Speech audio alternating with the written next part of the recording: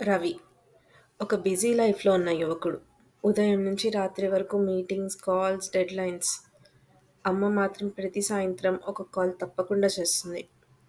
కానీ రవి ఎప్పటిలాగే, "అమ్మా, ఇప్పుడే మీటింగ్‌లో ఉన్నా. తర్వాత మాట్లాడదాం" అని కాల్ కట్ చేసేస్తాడు. ఒకరోజు కూడా అలానే జరిగింది.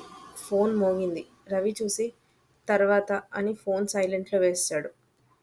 రాత్రి లైట్‌గా వర్క్ ముగించుకొని ఫోన్ చూసేసరికి ఆ కాల్ అమ్మది కాదు. ఒక అనానమస్ నంబర్ మెసేజ్ వచ్చింది. "మీ అమ్మ యాక్సిడెంట్ అయింది. దయచేసి హాస్పిటల్‌కి రండి." రవి షాక్ అయ్యి హాస్పిటల్‌కి పరిగెత్తాడు. కానీ అప్పటికి ఆలస్యమైంది. నర్స్ వచ్చి ఒక ఫోన్ ఇచ్చింది. "మీ అమ్మ చివరిగా రికార్డ్ చేసిన వాయిస్ నోట్ ఇది."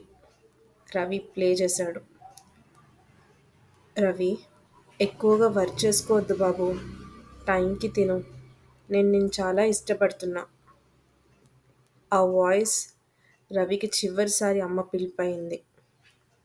ఆ మిస్డ్ కాల్ ఇప్పుడు జీవితాంతం గుర్తుండిపోయింది. ప్రతి కాల్‌కి సమాధానం అవసరం లేదు.